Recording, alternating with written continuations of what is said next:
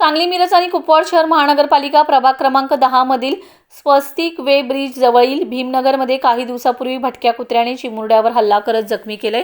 मात्र उपचारासाठी दाखल केला असता शासकीय रुग्णालयात कोणतीही यंत्रणा नसल्याचे सांगण्यात आले। त्यामुळे त्या जखमी असलेल्या चिमुरड्याला खासगी रुग्णालयात उपचारासाठी दाखल व्हावे लागले। त्याच्या उपचारासाठी तब्बल 80,000 रुपये इतका खर्च आलाय। मोलमजुरी करणाऱ्या आई वडिलांना त्याचा खर्च सोसावा लागलाय। श्वान पथक तसेच आरोग्य विभाग या घटनेस कारणीभूत आहे। महापालिका प्रशासनाने तात्काळ या जखमी असलेल्या चिमुरड्याला शासकीय योजनेत उपचार मिळवून देण्यासाठी प्रयत्न करावेत अशी मागणी विशेष महासभेमध्ये यावेळी नगरसेवक जगन्नाथ ठोकळे यांनी केले।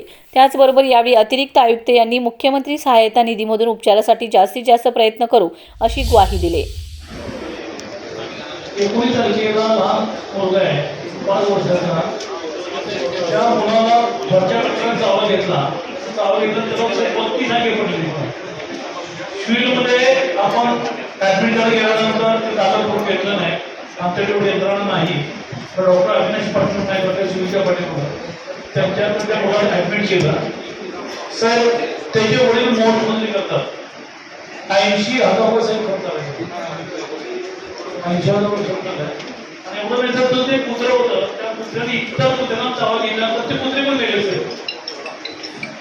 आता भीती असेल तर उपचार जे झाले महापौर साहेब उपचार झाले, पण भविष्यामध्ये त्या मुलाला काय होऊ नये यासाठी प्रशासनाकडे जे असतील ते करण्यासंदर्भात महापालिकेनं सहकार्य करणं अपेक्षित आहे। कारण माझ्या वार्डात निवडणुकीच्या अगोदर एक वर्षाला कुत्रं चावलं, ते बालक माहीत झालं, प्रशासनानं गंभीर गांभीर्याने घेतलं आणि सगळ्या निवडणुकीच्या प्रचारामध्ये। पण आता साहेब जर आपण गांभीर्यानं या प्रकरणाकडे लक्ष नाही दिलं तर गोलगोल चौकामध्ये साहेब कुत्र्याला लोक घाबरतात। आम्ही निघतो वाडा फिरायला घाबरतात, वाडामध्ये फिरायला देखील नगरचे घाबरतात, थोडं कुत्रे बसले असतात। पण एवढी दशेला कुत्र्यांसाठी निर्माण केलेली आहे, आम्ही अधिकारी नगरच्या लावल्यानंतर कुत्र्याला लावायला लागले सर। तेव्हा आम्ही विनंती करत साहेब काहीतरी महापौरात ठोस निर्णय घ्या आणि नैतिक चौधरी साहेब म्हणून जर एखाद्या गरीबाला झोपडपट्टी राहणाऱ्या मुलाला जर कुत्रं चावलं असेल तर कुत्र्याच्या उपचारासाठी जर त्या पालकांकडे पैसे नसतील तर त्यांनी काय भीक मागली पाहिजे का?